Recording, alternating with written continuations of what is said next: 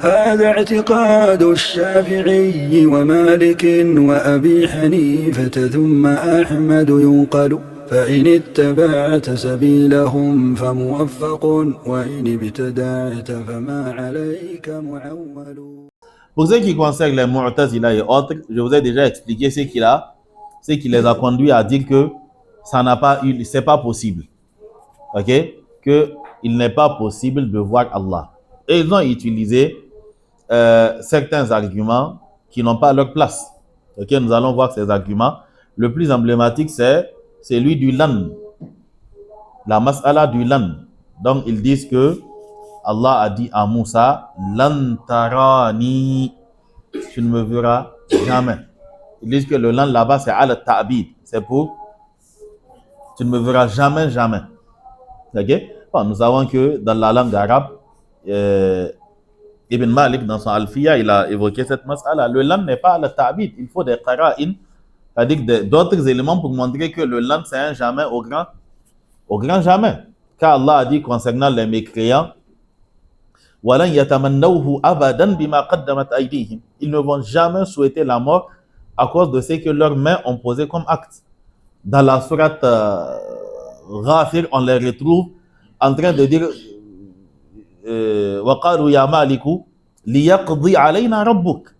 que ton Seigneur nous achève. Ils sont là en train de souhaiter la mort.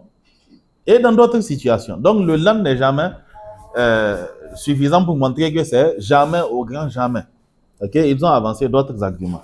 Mais ce qui nous intéresse dans un premier temps, ce sont les arguments des gens de la Sunna par rapport au fait que les musulmans verront leur Seigneur le jour de la résurrection. Nous avons plusieurs hadiths.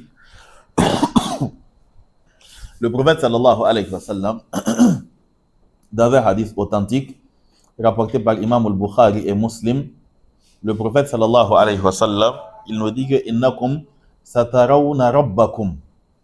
Vous allez certes voir votre Seigneur. Mais quand est-ce que vous allez le voir? Yawm al-qiyamati. Innakum satarawna rabbakum yawm al-qiyamati. Vous allez voir votre Seigneur le jour de la résurrection. Kama tarawna hadha al-qamara. Tout comme vous êtes en train de regarder cette lune-là, la tudammuna, vous n'allez pas vous bousculer fi ru'yatihi pour le voir. Donc, ce hadith, c'est un hadith de Imam al-Bukhari et Muslim. Et vous avez d'autres hadiths du prophète sallallahu alayhi wa sallam qui établissent donc la même chose.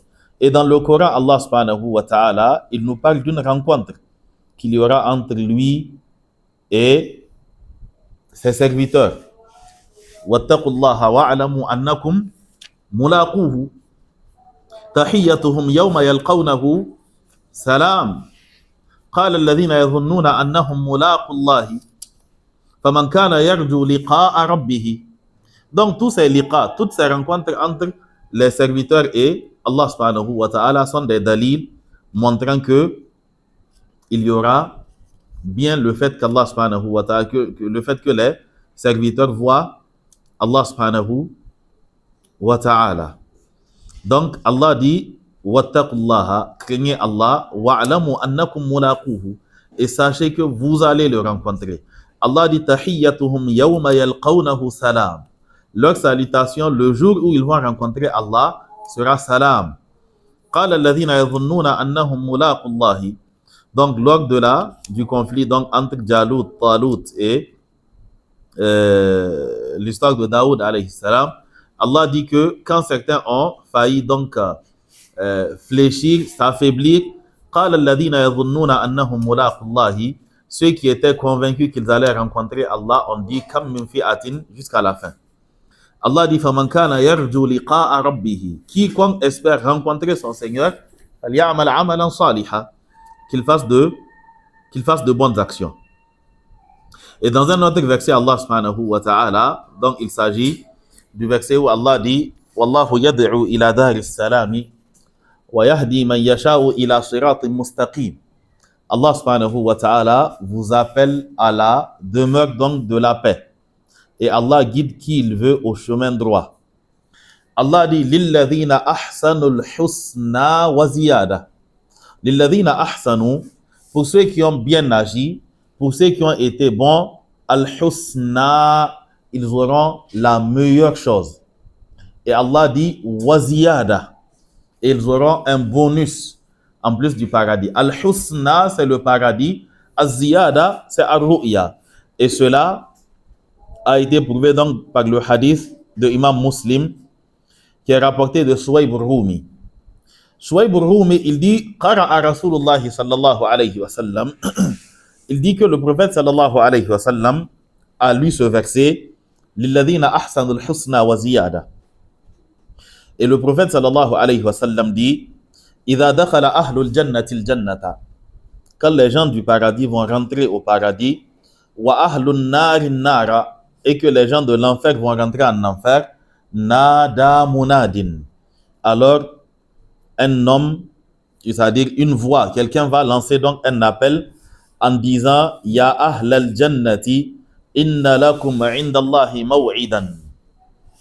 Vous avez un rendez-vous avec Allah subhanahu wa ta'ala et wa yuridu an yunjizukumu.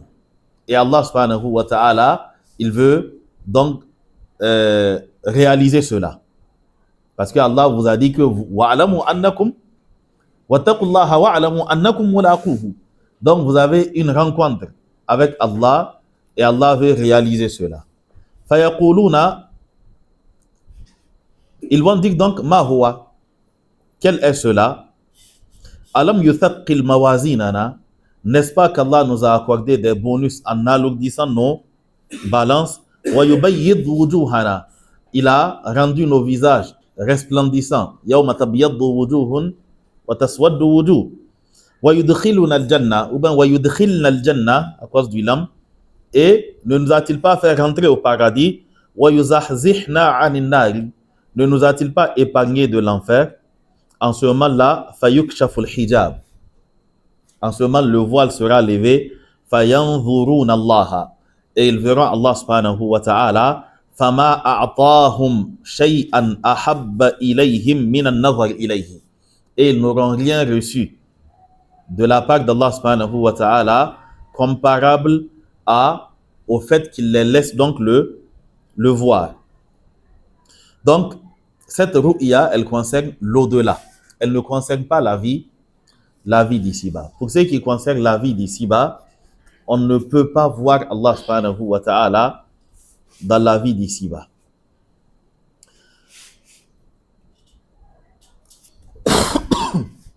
Le prophète sallallahu alayhi wa sallam, il nous dit dans le hadith de Abu Musa al-Ash'ari, Inna Allah la yanam, wa la yanbaghi lahu an yanam. يخفض القسط ويرفع يرفع إليه عمل الليل قبل عمل النهار حجابه النور لو كشفه لأحرقت سبحات وجهه ما انتهى إليه بصره من خلقه. Le prophète sallallahu alayhi wa sallam, il dit Inna Allah la yanam. Sachez qu'Allah ne dort pas. Wala yanbaghi lahu an yanam. Et il ne sied pas d'Allah subhanahu wa ta'ala qu'il dorme. Yakhfadul qista wa yarfa'u. Pour ce qui concerne le train de vie, le niveau de vie, c'est Allah qui élève les choses, c'est lui qui les rabaisse. Yurfa'u ilayhi amalul layli qabla amalin nahar. Et il dit hijabuhu nur. Le voile qui s'interpose entre Allah subhanahu wa ta'ala et ses créatures, c'est un voile de lumière. Law kashafahu, si Allah retirait ce voile-là, law kashafahu la ahraqat subuhatu wajhihi mantaha ilayhi basaruhu min khalqi. Si Allah dévoilait cela, alors toute personne dont le regard se posait dessus allait certainement s'aveugler ou encore sa vue allait s'enflammer à cause de cela. Et c'est pour cela que quand Moussa a dit à Allah, Rabbi arini anzur ilayk, oh Allah, fais que je puisse te voir. Allah a dit à Moussa, Lantarani, tu ne me verras pas, tu ne peux pas me voir. Walakin anzur ila al-jabali, mais plutôt regarde la montagne. Fa in istaqarra makanahu fa sawfa tarani. Si la montagne arrive à tenir debout, alors tu me verras. Allah dit فَلَمَّا تَجَلَّى رَبُّهُ لِلْجَبَلِ جَعَلَهُ دَكَّا. Et quand son Seigneur se manifesta au niveau de la montagne, alors la montagne s'effondra. وَخَرَّ مُوسَى صَعِقًا.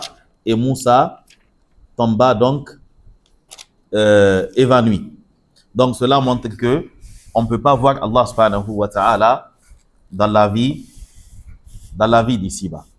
Et Allah subhanahu wa ta'ala, il nous dit que مَا كَانَ لِبَشَرٍ أَن يُكَلِّمَهُ اللَّهُ.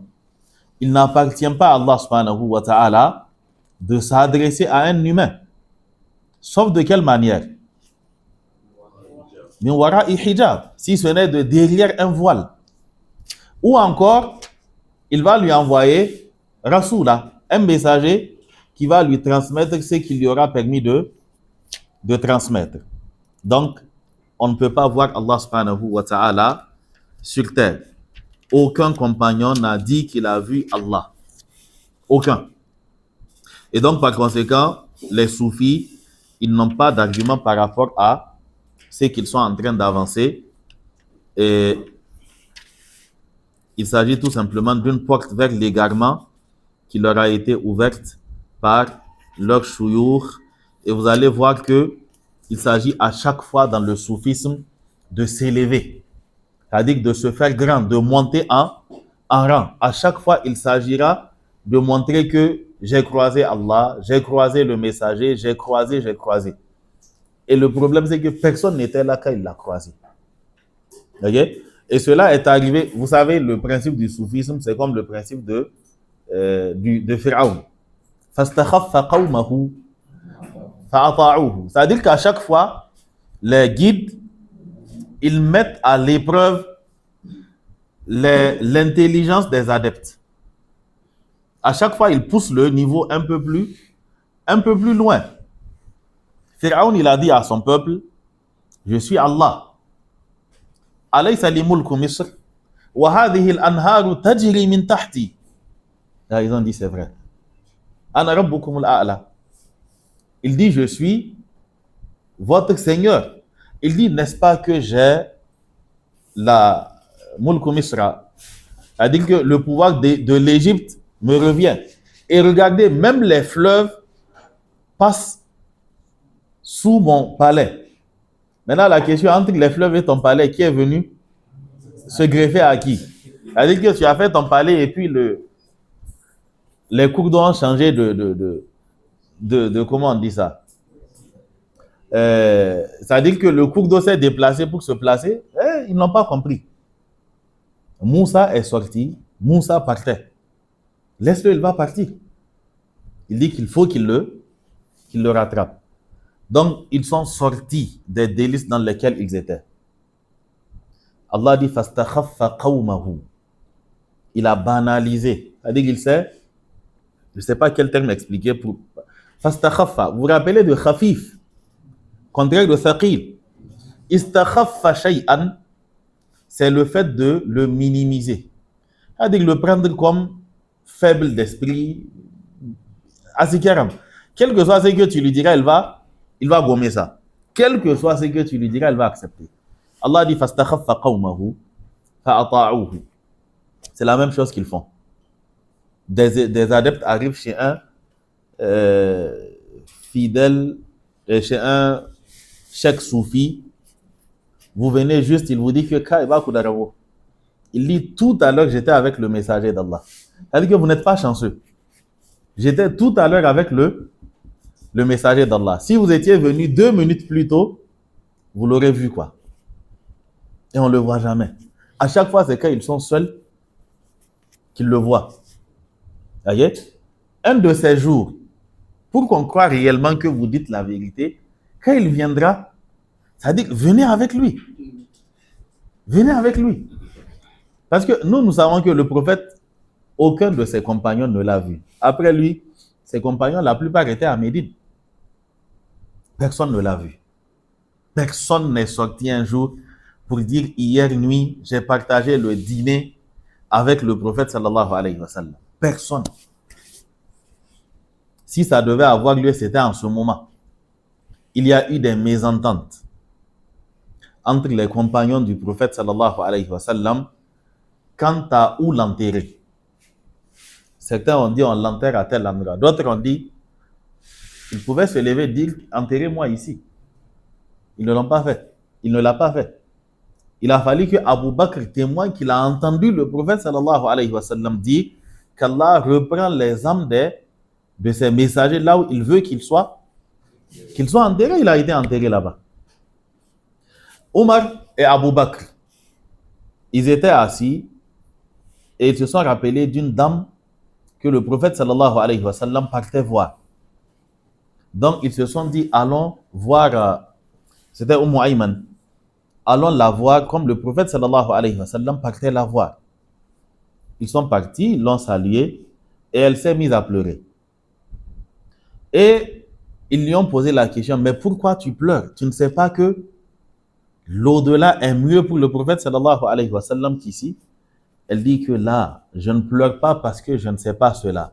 Elle dit que innama abki alanqita'il wahyi. Elle dit que ce qui me fait pleurer, kama qalat, c'est le fait que la révélation ait pris fin. Vous pensez que si c'était possible que le prophète revienne, il n'allait pas revenir? Après le décès du prophète sallallahu alayhi wa sallam, sa fille Fatima ne savait pas qu'elle n'avait pas droit à l'héritage parce que les prophètes, on n'hérite pas d'eux. Elle s'est fâchée contre Abu Bakr, la fille du prophète sallallahu alayhi wa sallam. Le prophète dit que Fatimatu est une partie de moi, ce qui l'attriste m'attriste. Et vous savez tout ce qu'a dit le prophète sallallahu alayhi wa sallam concernant Abu Bakr. C'est-à-dire que deux bien-aimés du prophète sallallahu alayhi wa sallam ne se sont pas compris.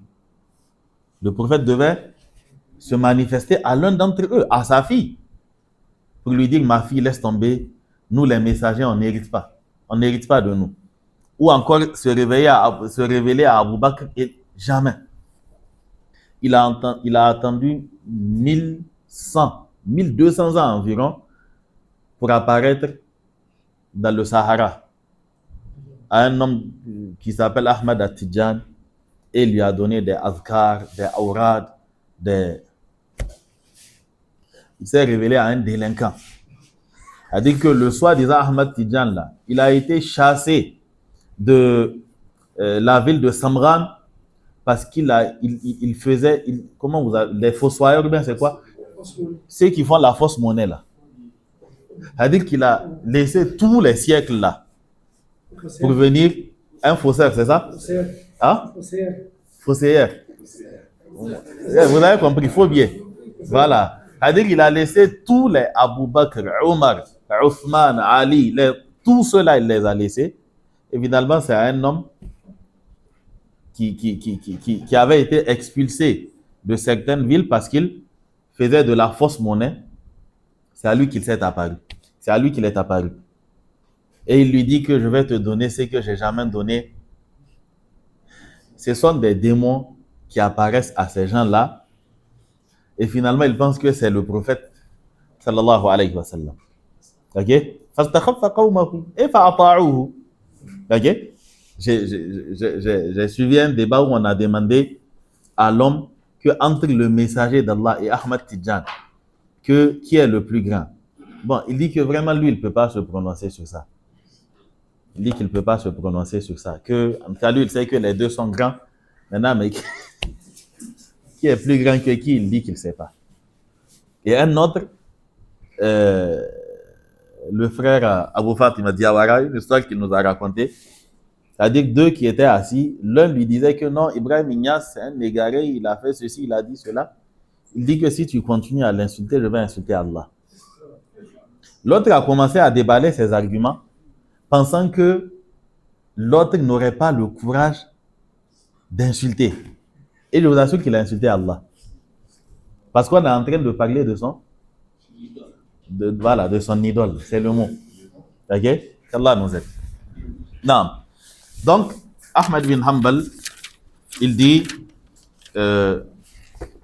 trouvez-moi la partie.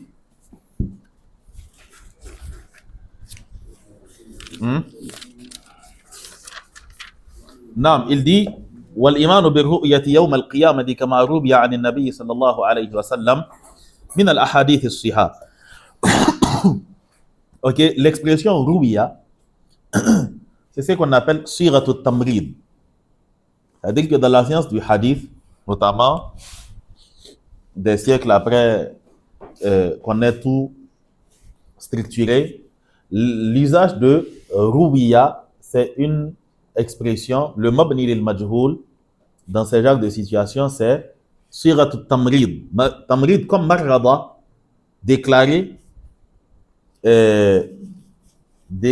comment on va dire ça? La chose ma'loula, dire qu'elle est défectueuse. Quand on dit ruwiya an nabiyyi, c'est une manière de remettre en question ce qui a été utilisé dans le jargon, okay, qui a été validé par les muhaddithun par la suite. Donc, quand un hadith est authentique, on ne dit pas ruwiya an nabiyyi. Ok, ruwiya, nuqila et tout ce qui ressemble à cela, en ce qui concerne un hadith, dans le jargon actuel, quand tu l'utilises, cela signifie que le hadith, soit tu doutes de l'authenticité, ou encore tu es en train d'informer l'auditoire, ou encore les lecteurs, ou autres, que ce hadith n'est pas authentique. Ok, donc on dit rawa thiqatu, rawa fulanun, rawa wala anin nabiyyi, mais on évite d'utiliser le sirat al-tamrid. C'est pour cela que souvent quand on rapporte les hadiths de Imam al-Bukhari qui sont mu'allaq, on a déjà parlé de hadiths mu'allaq de Imam al-Bukhari dans Al-Wajiz. Les hadiths que Imam Bukhari rapporte sous forme de titre, il dit qalat Aisha sans citer la chaîne de transmission. Donc les savants font attention à l'expression utilisée par Imam al-Bukhari. Quand il dit qalat Aisha, on dit que rawahu bi siratil jazmi. Il l'a rapporté avec une formulation tranchante, quoi. C'est-à-dire avec une formulation qui montre qu'il est certain qu'elle a dit. Ou encore, s'il utilise l'autre formulation, ruya ou autre, on dit rawahu bi siratil tamrid. Il l'a rapporté avec une formulation montrant qu'il informait de l'inexactitude ou autre, quoi. Donc, l'utilisation de ce terme-là, ici, ne rentre pas dans le cadre des termes utilisés ou bien validés chez les muhaddithun, quoi. Ahmad ibn Hanbal ne fait pas allusion à la terminologie des muhaddithun. Okay? Si c'était un livre de hadith, cela aurait été précisé, quoi. Cela n'aurait pas été utilisé. Donc, il dit, donc parmi les hadiths siha, on a cité certains, notamment le hadith de Suhayb al-Rumi et autres. Certains détails qu'on a déjà évoqué donc à ce niveau. Vous pouvez retourner à l'ancien cours qu'on avait fait sur Usul al-Sunnah il y a 4 ans. Donc sur chaque point vous pouvez vous référer à cela, quoi. Il dit wa anna nabiyya sallallahu alayhi wa sallama qad ra'a rabbahu. Et aussi parmi les fondements de la Sunna, le fait de croire qu'on verra Allah et croire aussi que le messager d'Allah a vu son Seigneur. فإنه معثور عنه صحيح. Cela a été rapporté عن رسول الله صلى الله عليه وسلم صحيح et par voie authentique. Donc معثور, c'est juste le ism maf'oul de athara, donc on dit uthira anhu. Donc فإنه معثور عنه, il a été rapporté de lui par voie authentique qu'il a vu son Seigneur. Maintenant, il faut savoir que les savants ne s'accordent pas sur le fait que le prophète sallallahu alayhi wa sallam ait vu Allah dans le sens de le voir comme ça. Ok? Les savants de la Sunna ont 2 positions. Il y a ce qu'on appelle ru'yatu fu'ad et ru'yatu ayn.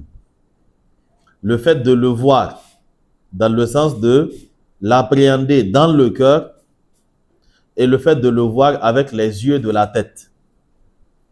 Aïcha radiyallahu anha, comme le rapporte un des tabi'in, Masruq, elle dit que, donc Masruq dit qu'il était en présence de Aïcha et que Aïcha lui a dit Ya Aba Aïcha. C'est la kunya de Masruq. Elle dit Thalathun. Il y a 3 choses. Man takallama biwahidatin minhunna. toute personne qui dira l'une de ces trois choses-là, faqad a'zama 'ala Allah al-firyata. Alors il a inventé un gros mensonge au sujet d'Allah subhanahu wa ta'ala. Masruq dit qu'il lui a demandé Mahunna, quelles sont ces trois choses-là? Aïcha dit Man za'ama anna Muhammadan ra'a rabbahu. Quiconque prétendra que Muhammad sallallahu alayhi wa sallam a vu son Seigneur, faqad a'zama 'ala Allah al-firya. Alors certes, il a menti. Il a proféré un gros mensonge au sujet d'Allah subhanahu wa ta'ala. Masruq dit, j'étais accoudé et je me suis bien assis. J'ai dit, Ya al mu'minin, ô mère des croyantes, anzirini, sois patiente avec moi, wala tu'addilini, et ne t'empresse pas dans les propos. Il dit donc à Aïcha radiyallahu anha, alam yaqulillahu, n'est-ce pas qu'Allah a dit dans le Coran, walaqad ra'ahu bil ufuqil mubin. Il l'a certes vu bil ufuqil mubin. Il l'a certes vu au niveau de l'horizon clair. Et aussi Allah a dit walaqad ra'ahu nazlatan ukhra. Et il l'a vu aussi à une autre descente. Faqalat, Aïcha lui dit, ana awwalu hadhihi al-ummati sa'ala an dhalika rasulillahi sallallahu alayhi wa sallam. Elle dit, j'ai été la première dans cette communauté à interroger le prophète sallallahu alayhi wa sallam sur ces versets-là. Faqala, et le prophète sallallahu alayhi wa sallam m'a répondu, innama huwa Jibril. Elle dit qu'il s'agit de Jibril. Walaqad ra'ahu bil ufuqil mubin et walaqad ra'ahu nazlatan ukhra. Le prophète sallallahu alayhi wa sallam lui a dit innama huwa Jibril. Il s'agit en réalité de Jibril. Lam arahu ala suratihi. Je ne l'ai pas vu dans l'apparence allati khuliqa alayha ghayra hatayni al-marratayni. Il dit je ne l'ai pas vu, j'ai pas vu Jibril dans l'apparence où il a été créé en dehors de ces deux fois-là. Donc bil ufuqil mubin et nazlatan ukhra fait allusion à ces deux. Il dit je ne l'ai jamais vu sous l'apparence où il a été créé en dehors de ces deux fois-là. Il dit donc ra'aytuhu munhabitan min as-sama'i ila al-ardi. Je l'ai vu descendre du ciel vers la terre, sadan, et il avait fermé. C'est-à-dire que sa grandeur avait fermé ma bayna as-sama'i wal ard. C'est-à-dire quand tu ne vois plus rien entre ciel et terre, il n'y a plus rien. Il dit je l'avais vu ainsi.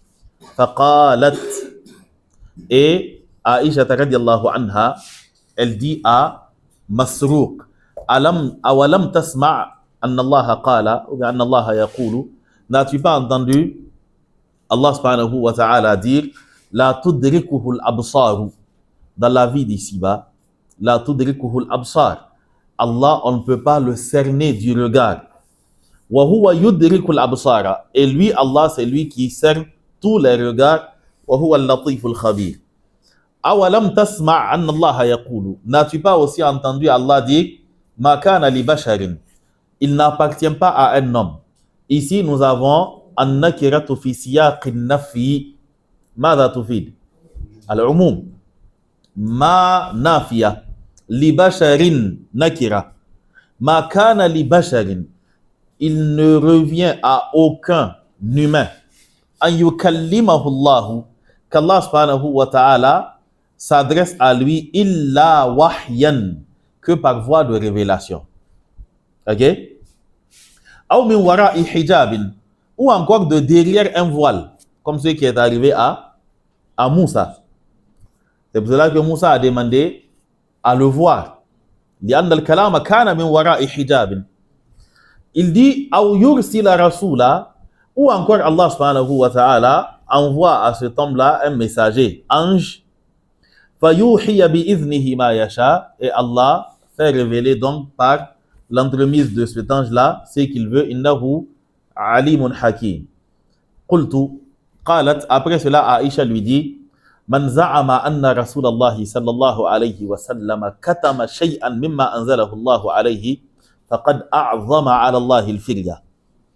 Ça, c'est les Ahmad Tidjan et les autres soufis.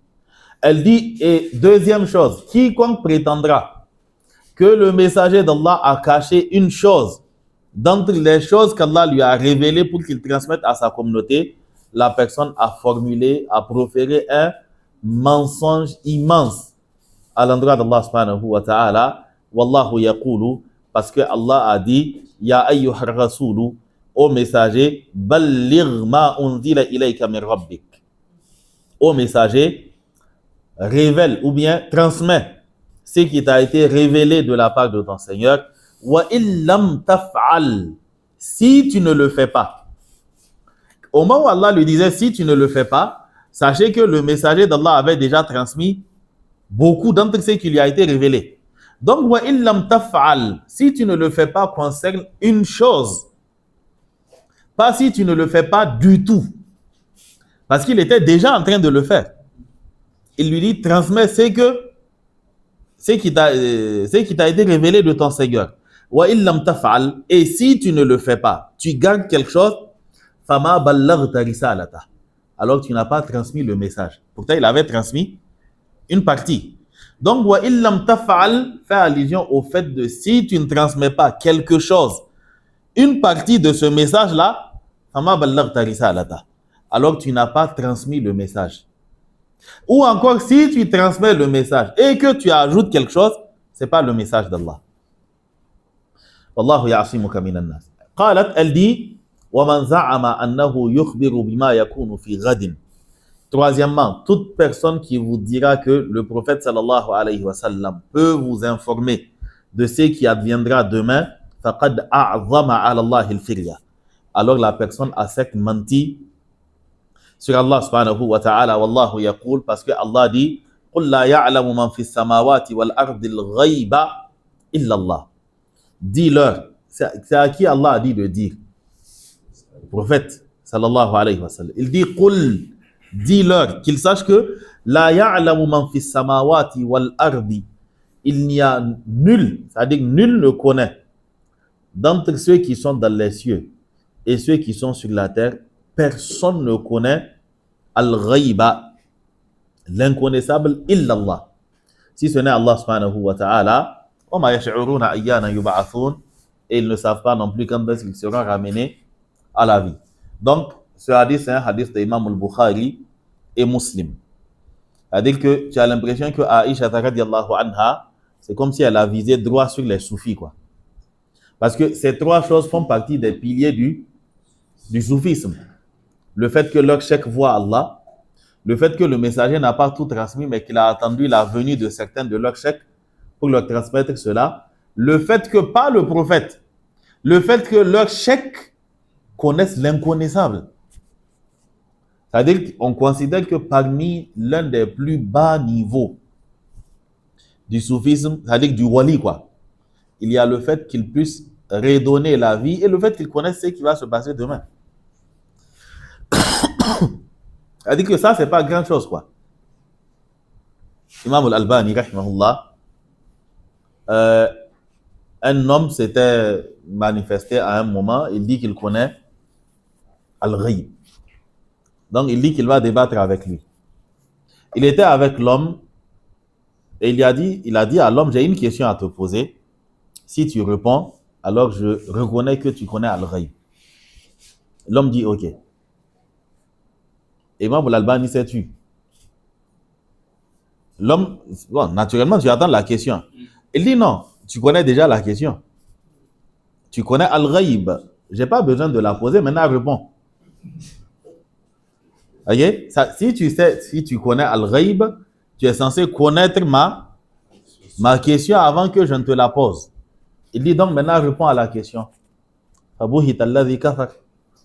ne pouvait pas répondre. Okay? Donc l'inconnaissable, seul Allah connaît ça. Mais Allah souvent, il y a certaines choses qu'il révèle au prophète sallallahu alayhi wa sallam. Mais al-ghaybul mutlaq, le ghayb qui n'est pas relatif.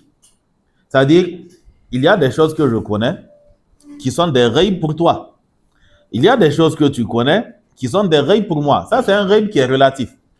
C'est-à-dire que certains le connaissent, d'autres ne le connaissent pas. il y a des choses que les messagers connaissent que leurs compagnons ne connaissent pas. Donc, ça, c'est un ghaib qui est nisbi. C'est-à-dire que c'est relatif. Certains connaissent, d'autres ne connaissent pas. Mais les 5 choses qu'Allah a citées, ça, personne ne connaît ça. C'est-à-dire que le premier, c'est quoi? Inna Allaha indahu ilmu sa'a. Allah, c'est lui qui détient la science de l'heure. Personne ne connaît cela. C'est pour cela que le prophète a dit Mafatihul ghaibi, il dit khamsatun. Il dit que les clés de l'inconnaissable sont au nombre de 5. C'est-à-dire que ça, ce sont les grands piliers, quoi. Inna Allaha indahu ilmu sa'a. Le plus grand ange a posé la question au plus grand prophète. Alors que c'est lui qui est chargé de transmettre les informations au prophète. Akhbirni ani sa'a. Dis-moi quand est-ce qu'aura lieu as-sa'a. Il lui a dit mal mas'oulu anha bi a'lama min as-sa'il. C'est lui à qui on a posé la question n'est pas plus savant que celui qui lui a posé la question. Surtout que d'habitude, c'est toi qui m'amènes les informations. Tu me poses la question, tu ne la connais pas, je ne la connais pas. Ok? Donc, Inna Allaha indahu ilmu sa'a wa yunazzilu al-ghaytha. C'est lui qui fait descendre la pluie. Personne ne sait si la saison pluvieuse sera bonne ou mauvaise. Est-ce qu'il y aura d'autres calamités? L'eau sera... Personne. Vous avez beau étudier votre courbe d'évapotranspiration, ça ne va rien changer. Ok? Vous allez faire tous les calculs et à un moment, la pluie, elle était abondante et puis ça s'arrête. En fait, 3 semaines, il n'y a pas une goutte qui est tombée. Et après, ça vient en abondance. Donc oui, la pluviométrie a été bonne, mais elle a été irrégulière. Et donc, par conséquent, ça n'a servi à rien. C'est-à-dire qu'il a plu en abondance, tout est sorti, et puis la pluie s'est arrêtée et tout a jauni. La pluie est revenue, le temps de s'aimer, récolter, ce n'est plus possible. Donc, Allah, il fait descendre la pluie comme il veut, dans la quantité qu'il veut. Ok? Et et Allah seul sait ce que renferment les matrices. On ne sait pas c'est quel genre d'enfant, on ne sait pas comment est-ce que ça sera. Ok? Et Allah dit aucune âme ne sait ce qu'elle fera demain.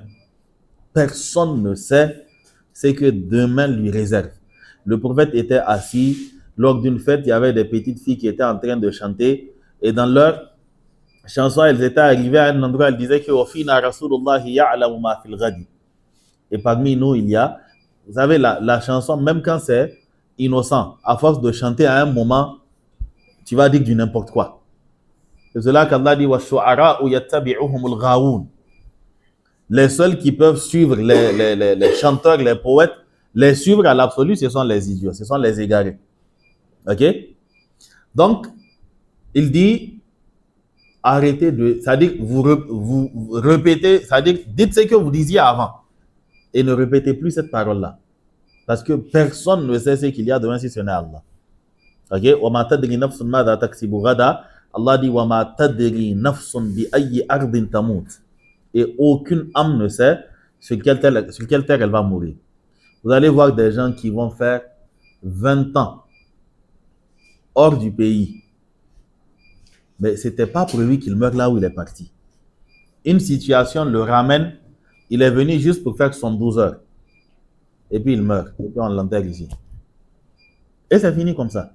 Ou encore c'est quelqu'un qui décède dans une localité improbable.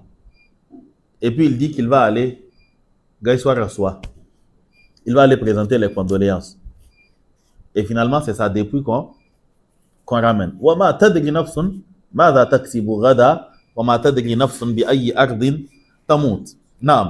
Donc, Aïcha radiallahu anha, elle dit que c'est 3 choses. Quiconque les dira au sujet du prophète sallallahu alayhi wa sallam, la personne a menti sur Allah. Non. Maintenant, le prophète sallallahu alayhi wa sallam, dans le hadith de Abu Dhar, donc Abu Dhar al-Ghifari, hadith rapporté par Muslim, Abu Dhar, il dit qu'il a interrogé le prophète sallallahu alayhi wa sallam, Hal ra'ayta rabbak? La question elle est claire. Et donc la réponse aussi, elle met fin à toute discussion. Le prophète dit Nourun. Il y avait une lumière. Anna arahu. Comment est-ce que je pourrais le voir? Comme dans le hadith de Abu Musa al-Ash'ari, hijabuhu an-nur. Le voile qui s'interpose entre lui et ses créatures est de lumière. Donc il dit Nourun. Il y avait de la lumière. Anna arahu. Comment est-ce que j'aurais pu le voir? Dans une autre riwayatin, il dit Nourun inni arahu. Je le voyais, mais la lumière. C'est-à-dire que ce que je voyais, c'était pas lui, c'était la lumière. Et dans une autre version, le prophète dit Ra'aytu Nouran. J'ai vu de la lumière. Ok? Donc, cela montre que le prophète sallallahu alayhi wa sallam, il n'a pas vu Allah subhanahu wa ta'ala avec ses yeux. Quant au hadith de Ibn Abbas qu'a cité l'auteur, donc Imam Ahmad ibn Hanbal, il dit Rawahu Qatadatu an Ikrimata an Ibn Abbas. Parce qu'il dit que Anna Nabiyya sallallahu alayhi wa sallam qad ra'a rabbahu. Parmi les principes aussi, le messager a vu son Seigneur. Fa'innahu ma'thurun an Rasulillah. Cela est rapporté du prophète sallallahu alayhi wa sallam sahihun, par voie authentique. Rawahu Qatadatu an Ikrimata an Ibn Abbas. Wa rawahu al-Hakam ibn Abana an Ikrimata an Ibn Abbas. Wa rawahu Ali ibn Zayd. Ali ibn Zayd ibn Jud'an, lui il est daïf dans tous les cas. C'est quelqu'un de connu. An Yusuf ibn Mihran an Ibn Abbas. Donc, toutes ces chaînes de transmission et tout ce qui est attribué à Ibn Abbas, que ce soit les versions de At-Tabarani et autres, ce sont soit des versions qui ne sont pas authentiques, ok, et d'autres que les savants ont analysées sous d'autres angles. Et même Ahmad ibn Hanbal, lui-même, en réalité, il n'a jamais proféré une parole allant dans le sens que Anna Nabiyya sallallahu alayhi wa sallama ra'a rabbahu bi aynay ra'sihi. C'est ce qui fait que Ibn Taymiyyah, rahmahullah ta'ala, il analyse ses propos de Ahmad ibn Hanbal dans son Majmu' al-Fatawa. Il dit qu'en réalité, le prophète sallallahu alayhi wa sallam, il dit qu'en réalité plutôt Ahmad ibn Hanbal, il dit que Ahmad ibn Hanbal, il n'a jamais dit qu'il a vu, il n'a jamais dit que le prophète sallallahu alayhi wa sallam a vu Allah avec ses yeux. Il dit qu'on a deux propos de Ahmad ibn Hanbal. Des propos où il dit Allah, le messager a vu Allah, et des propos où il dit le messager a vu Allah avec son cœur. Il dit que ce sont ces deux propos qu'on retrouve chez Ahmad ibn Hanbal. Mais on n'a jamais rapporté de lui qu'il a vu Allah avec ses yeux. Soit il dit qu'il l'a vu sans préciser, ou encore il dit qu'il l'a vu et il précise bifu'adihi. Et même Ibn Abbas, ce sont ces genres de propos qui ont été rapportés de lui, et c'est ainsi que les savants ont fait la jonction entre les deux positions, celle de Aïcha radiyallahu anha et celle de Ibn Abbas. Ils disent que la ru'ya réfutée par Aïcha radiyallahu anha, la vision contestée par Aïcha, c'est le fait de voir avec les yeux. Et la vision rapportée de Ibn Abbas, c'est le fait de voir avec le cœur. Donc Ibn Taymiyyah rahimahullah, dans son Majmu' al-Fatawa, il a fait une analyse assez intéressante donc par rapport à cette mas'ala où la chose elle est assez claire. Dans tous les cas, la ru'ya qui nous concerne dans ce document, c'est al-imanu bir-ru'yati yawm al-qiyamati. C'est le fait de voir Allah subhanahu wa ta'ala le jour de la résurrection. Quant au fait que le prophète sallallahu alayhi wa sallam l'ait vu ou qu'il ne l'ait pas vu, alors cela ne vient pas de personnes contestant le fait qu'il l'ait vu. Cela ne vient pas de personnes contestant le fait qu'on le voit le jour de la résurrection. C'est est-ce que pendant Al-Isra, pendant Al-Mi'raj, est-ce qu'il l'a vu? Ok? Non. Donc, cette 15e mas'ala, elle a 2 lectures comme je viens de vous l'expliquer. Ahmed ibn Hanbal, il dit wal hadithu indana ala zahirihi. Les hadiths disant que les croyants verront leur Seigneur le jour de la résurrection, il dit que pour nous, les gens de la sunna, ala zahirihi, les hadiths seront leurs termes clairs. C'est ala zahirihi. Il n'y a pas de babu kwana kwane. Ils le verront tout simplement. Donc, il n'y a pas de discussion là-dessus. Non. Donc, il dit Kama ja'a anin nabi sallallahu alayhi wa sallam. Comme cela a été rapporté du prophète sallallahu alayhi wa sallam. Les hadiths sont clairs comme ils ont été rapportés. Innakum satarawna rabbakum kama tarawna al-qamara laylat al-badr. Vous verrez votre Seigneur comme vous voyez la lune quand elle est à sa pleine maturité. Ala zahirihi. C'est aussi clair que cela. Il dit wal kalamu fihi bid'atun. Venir parler du fait que les croyants verront leur Seigneur, mais s'ils vont le voir, comment est-ce qu'il sera, comment est-ce qu'il doit être, est-ce que il dit que ça c'est bid'a. C'est nouveau parce que les compagnons étaient là quand le prophète disait ses propos. Ils étaient là quand ces versets étaient révélés. Personne n'a posé la question, personne n'a ouvert un débat sur la question. Il dit donc wal kalamu fihi bid'atun. Le fait de susciter des discussions sur cette mas'ala, il dit que c'est une nouveauté, c'est une innovation dans la communauté. Walakin nu'minu bihi kama ja'a ala zahirihi. Il dit mais nous croyons en cela comme ça a été rapporté de manière littéraire. Wala nunaziru fihi ahadan.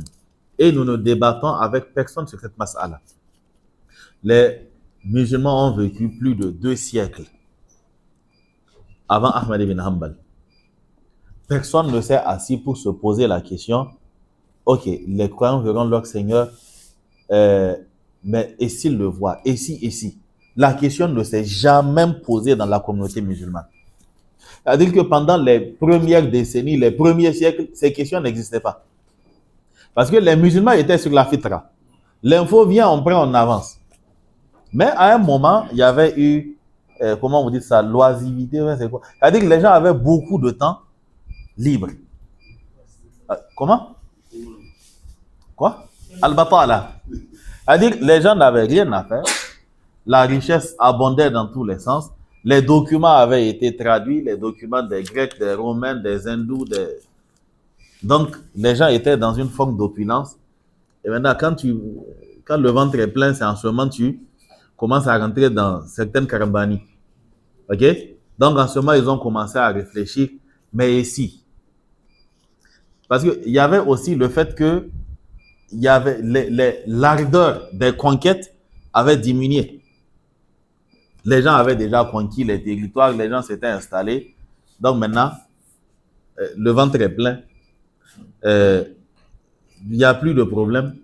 Donc en ce moment, tu commences à partir là où on ne t'a pas envoyé. Okay? Et donc de nouvelles idéologies commencent à germer dans la société et finalement, ça prend de l'ampleur. Et jusqu'à nos jours, ces choses-là continuent. Ce ne sont pas des choses que Ahmed ibn Hanbal, ça dit qu'il s'est juste contenté d'écrire juste pour l'histoire. C'est parce que le principe de la vie, c'est que وَتِلْكَ الْأَيَّامُ نُدَاوِلُهَا بَيْنَ النَّاسِ et التَّارِيخُ يُعِيدُ نَفْسَهُ.